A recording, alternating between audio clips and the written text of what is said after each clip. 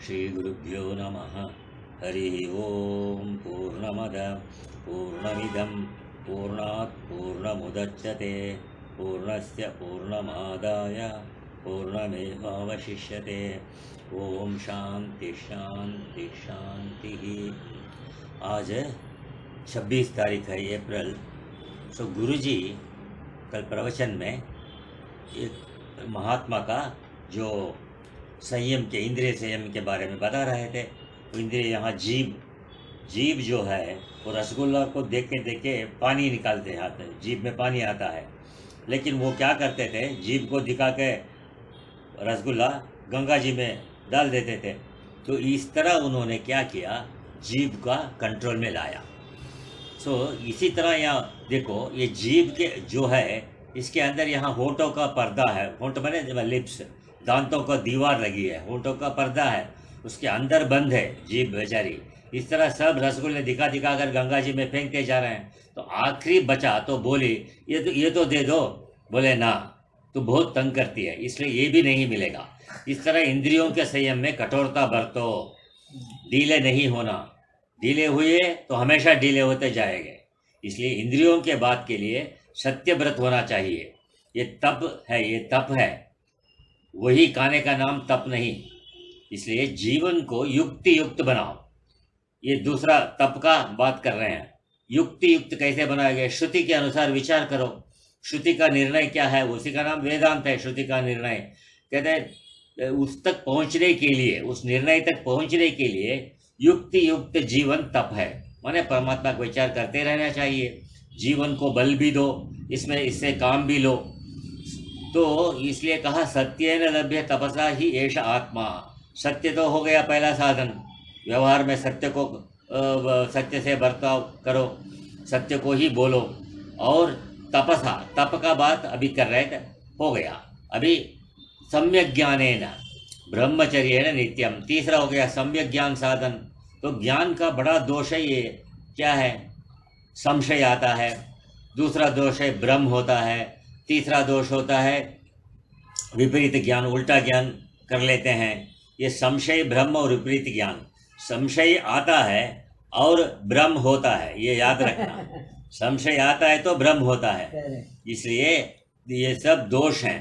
तो पहले संशय को निवारण करो, अपने आप भ्रम निकल जाएगा। तो तीसरा दोष उल्टा समझना, विपरीत समझना। इसलिए भ्रम और विपरीत ज्ञान है। तीनों ज्ञान में 4 दोष हैं। जिज्ञासु मुमुक्षु को बुद्धिमान आचार्य सम्यक ज्ञान देता है। ये सम्यक ज्ञान इन 4 दोषों का निकाल देती है, हटा देती है। तो जिसमें संशय नहीं, भ्रांति नहीं, विपरीत ज्ञान नहीं, ये दोष नहीं हो, उसका नाम संशय ज्ञान, सम्यक ज्ञान है।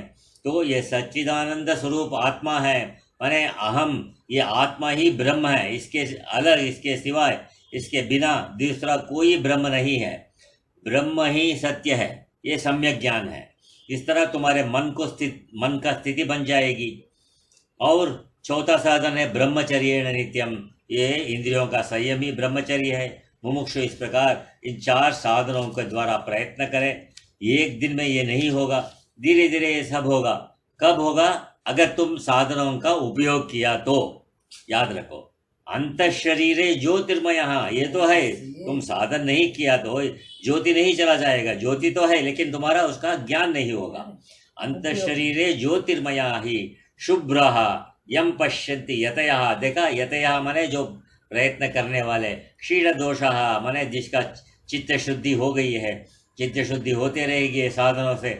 शरीर के अंदर हृदय बुद्धि गुफा में जो ज्योति स्वरूप है वो शुभ्र है, निर्मल है। यतयः का अर्थ है पुरुषार्थ करने वाला मुमुक्षु। अभी भी आया था भगवत गीता में, तद्बुद्धय तन्निष्ठा तत्परायणः कहने से वहाँ यतयः शब्द आया, माने यत्नशील मुमुक्षु है।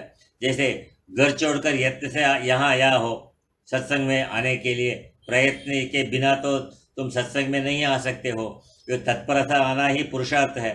तो ज्ञान को संचय करने के लिए, ज्ञान को अंदर लाने के लिए ऐसे पुरुषार्थ करना पड़ता है। पहले श्रवण का जरूरत है। यह पश्यति, यदि इसका अनुभव करते हैं तो इसके दोष क्षीण हो जाएगा। और वो यत्नशील मुमुक्षु निर्मल मन से इस आत्मा में प्रवेश कर जाता है। इसलिए कहते हैं ये सब साधन करते करते मुमुक्षु इस आत्मा से आत्मा में प्रवेश करें। और जैसे हम लोग इस शरीर में मन के द्वारा ये प्रवेश किए हुए हैं, कैसे मैं ही शरीर हूं ऐसा मन में निश्चय कर दिए, तो ये शरीर चलता फिरता है। तो ये शरीर ये मन में क्यों निश्चय करते हैं भाई? बुद्धि तो निश्चय करती है, लेकिन मन में कैसे निश्चय किया? बुद्धि को उपयोग नहीं किया। इसका मतलब क्या है? तुम बुद्धि का विचार नहीं किया, बुद्धि को बिना उपयोग करके तो मन से ही निश्चय कर लिया कि मैं शरीर हूँ, क्योंकि मन तो शरीर के एक अंग बन के बैठा है, क्योंकि शरीर के बिना वो मन नहीं रह सकता, क्योंकि शरीर को विषय चाहिए। शरीर में प्रवेश करने अर्थ है जागृत में शरीर के अहंकार, मैं ही शरीर हूँ। निद्रा से निद्रा में शरीर के अहंकार से बाहर हो जाते हो, अर्थात स्थूल शरीर से बाहर हो गए, कारण शरीर में चले गए, अविद्या में चले गए। जागृत में स्थूल शरीर के अहंकार को पकड़ लेता है, ये मैं अहम। सुषुप्ति में स्थूल शरीर के अहंकार से बाहर हो गया, तो शरीर के सुख दुख से बाहर हो गया। इंद्रियों के द्वारा जितने शोक मोह में आया था वो सब बाहर हो जाता है अभी, तब उस महान आत्मा का आनंद इसको मिलता है। लेकिन इस बात को पहले भी कई बार गुरुजी ने स्पष्ट किया है कि जागृत में ये 5 ज्ञानेंद्रियां तुमको संसार के सारे पदार्थों को पकड़ पकड़ कर बार बार देती है। जागृत अवस्था में खींच कर, जैसे कोई बड़ा सेठ है उसके 5 नौकर हों, यहाँ तुम्हारे तो बहुत से नौकर हैं।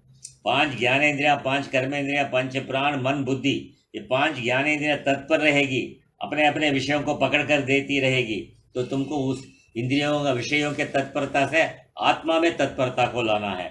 तो इनके द्वारा कभी शोक भी होगा, मोह भी होगा, लोभ, ये नाना प्रकार के पदार्थ मिलते रहेंगे। सुषुप्ति में कोई इंद्रिय नहीं है, वहाँ इन इंद्रियों का नेता मन भी नहीं, फिर भी महान आनंद का रस आ रहा है ना। ये आनंद हृदय में प्रवेश करने से होता है। हृदय माने बुद्धि गुफा में, इसलिए मंत्र कहता है अहरहर प्रतिदिन ये प्रजाएं कज्जंती न विंदन्ति अनृते नहीं प्रत्युडाहा। ब्रह्मलोक अपने स्वलोक जाने पर भी, अपना स्वरूप में जाने पर भी वो नहीं जानते हैं।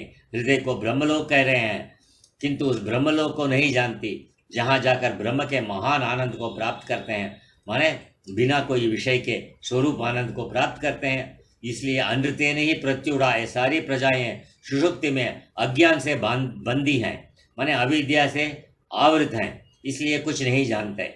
इसलिए कहा कि मुमुक्षु को उस आत्मा में प्रवेश करना है, जागृत अवस्था में ही आत्मा में प्रवेश करना है। इसी को ध्यान कहते हैं।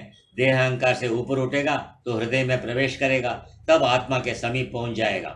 मैं देह हूँ, ये देह अहंकार है, क्योंकि ये मिथ्या शरीर को आलंबन करने से होता है। ये आलंबन छोड़कर शरीर का अपने नित्य स्वरूप आत्मा का आलंबन करो, तो जिस बुद्धि में तुमको प्रवेश करना है वो आत्मा ज्योति है, ज्ञान ज्योति है वो आत्मा। आत्मा शब्द का अर्थ है आपनोति हवै इदम सर्वम, सा आत्मा व्यापनोति आपनोति इदम सर्वम, माने जो कुछ भी नाम रूप जगत है, इतना बड़ा ब्रह्मांड है, गुलाब के फूल की तरह सुंदर बना हुआ है ब्रह्मांड। क्यों? ये चेतन आत्मा ने, रसात्मा ने इसको पकड़ रखा है ब्रह्मांड को। श्रुति कहती है सबको व्याप्त करता है, तो मुर्दे संसार से कोई प्यार नहीं करता। सुषुप्ति में तुम इस संसार को छोड़कर मारे इस शरीर को मुर्दा कर देते हो, इसलिए इसे कोई प्यार नहीं करता, उठने के बाद भी प्यार से बात करता है। तो ये जीवित संसार है, ये सारा ब्रह्मांड तुम्हारे चेतन में ओतप्रोत है। आत्मैव इदम सर्वम, ब्रह्मैव इदम सर्वम। जिस आंख से हम देखते हैं उसमें इतनी शक्ति नहीं कि सूक्ष्म तत्व को पकड़ सके, किंतु ये चिन्मय पिंड है। चिन्मय माने पिंड माने घन रस, घन रूप है। अपने अनुभव के लिए समझो, जैसे शरीर में रक्त है, क्यों निकलता है? तो हमको तो द्रव्य ही दिखता है ना, खून, लेकिन डॉक्टर को उसमें सजीव माने लिविंग सेल्स, जीवाणु दिखते हैं। जीवन दौड़ रहा है ब्लड में, जो जीवन हो तुम्हारा वही तुम्हारा जीवन है। तो जीवन है इसमें, अगर इस रक्त में जीवन है तो ये मर जाएंगे, तो शरीर मर जाएगा। याद रखने की बात है। या जीवन नहीं है तो। हाँ, जीवन है, अंदर जो जीवन है ये मर जाए तो शरीर मर जाएगा। हाँ। याद रखने की बात है कि रक्त में के अंदर जो व्हाइट ब्लड सेल्स हैं और रक्त माने रक्त कोश और श्वेत कोश, रेड ब्लड सेल्स, ये मिलकर तुम्हारे जीवन की रक्षा कर रहे हैं। वो सामान्य सत्ता में चल रहे हैं, चेतन का सामान्य सत्ता में चल रहे हैं। तुम्हारा इसलिए नींद में भी ये तुम्हारा जीवन चल रहा है, तुम्हारा ही कर्म भोग है। बुद्धिमान की दृष्टि आत्मा में रखनी चाहिए। इसलिए बृहत तत्व बृहत बृहत च तत् दिव्यम अचिंत्य रूपम, आत्मा का लक्षण बता रहे हैं। बृहत च तत् दिव्यम अचिंत्य रूपम, सूक्ष्मात् च तत् सूक्ष्मतरम, सूक्ष्म में भी सूक्ष्म है, विभाति प्रकाशित करता है। दूरात् तो दूर है, जो अज्ञान में उसको दूर है, और तदिहांति के च, जो उसको प्रयत्न करते हैं उसको समझने के लिए उनके समीप आते रहता है वो सत्य। वो इसलिए पश्यति यही वह यह जन्मनि निहितम गुहायाम, तुम्हारे बुद्धि गुहा में जो प्रकाश रूप में पड़ा है उसका नाम है आत्मा।